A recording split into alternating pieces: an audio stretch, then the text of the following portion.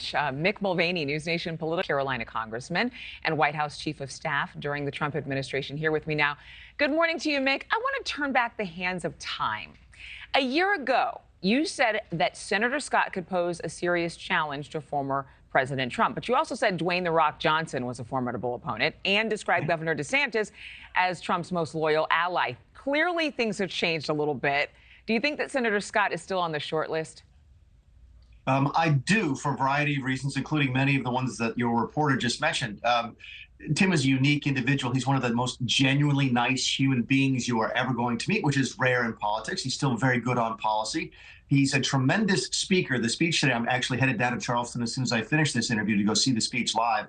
Tremendous speaker and can deliver a conservative message in a way that a lot of other people can't. He came up through poverty, was the child of a single parent, didn't do very well at school until late in his life and so forth. So it's a tremendous sort of all-American greatest hits kind of story. And it's fantastic to be hearing that from an African-American Republican. So on top of that, he is sitting on $22 million in his campaign account, which doesn't sound like much money in this day and age, but that's actually hard campaign funds, which could count as much as 3 or 4 times as much as money that you raise in a super PAC. So you put it all together.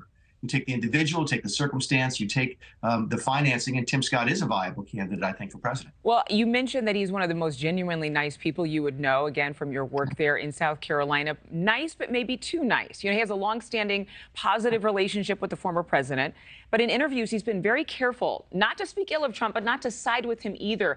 Maybe milder than what we've seen from Nikki Haley, but still there are a lot of candidates where they aren't drawing too much of a line. Is there too much ambivalence surrounding their relationship, that is Scott and Trump's, then that way that possibly weakens his campaign? Yeah, I think it depends on the person, Adrienne. Tim is not the type of person to go out and sort of fight with somebody anyway. DeSantis is a little bit more pugnacious, as we've seen in his dealings in Florida. He's a little more straightforward, a little more blunt. Tim, a very traditional Southern Democrat. So while other people might be doing it for political calculations, Nikki Haley might be saying, well, I can't upset the Trump people if I want to win, but I have to attack them a little bit. Tim, I think, is just being himself, which is the right way to do this. I've said from the very beginning, I don't know if there's a chance for somebody who's too anti-Trump, and I don't know if there's a chance for somebody who's too pro-Trump in the Republican primary. But that being said, there might be a chance for someone who is just his or her own person, and I think Tim Scott is trying to find that lane. Well, let's talk a little bit about policy. He's promising to support the most conservative pro-life legislation that Congress sends him, which should be very important to evangelicals. He says support for Ukraine is in America's vital national interest. Is that going to be troublesome, do you think, as some voters have grown weary about the war in Ukraine and the U.S. just throwing money at a problem with no real end date? Yeah, I think it's a fair question, and I think it goes about how do you articulate it? How do you make the case that it's in our best interest? Too many politicians just use those words and say, oh, it's in our best interest, and then they move on and spend the money, or in other circumstances have sent men and women to fight, saying it's in our best interest without explaining to people why that is.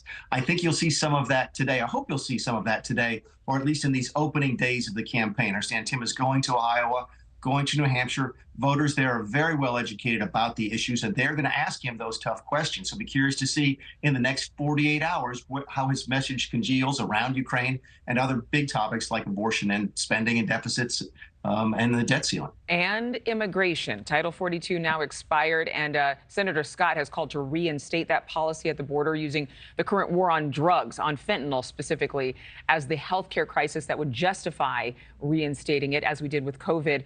Is this going to resonate with voters who might be really holding out for a presidential candidate who will be strong on big picture immigration reform?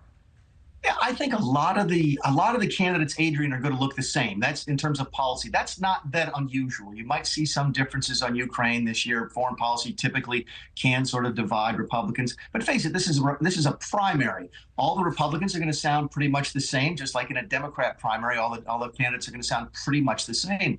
So a lot of the differentiation comes down to style and personality. And the way I describe it to folks is, if the country is looking for someone to continue to fight with the other side, then you got to think that Donald Trump or Ron DeSantis' chances go up. If the country is really looking to heal itself and to bring itself together, Tim Scott might do really, really well because he's uniquely positioned, both in terms of his background, his personality, to do exactly that. So you tell me where the country is, and I'll tell you who I think as a champion. Thank you for watching. Go to newsnationnow.com to find News Nation on your television provider. And don't forget to click the red subscribe button below to get more of News Nation's fact-driven, unbiased coverage.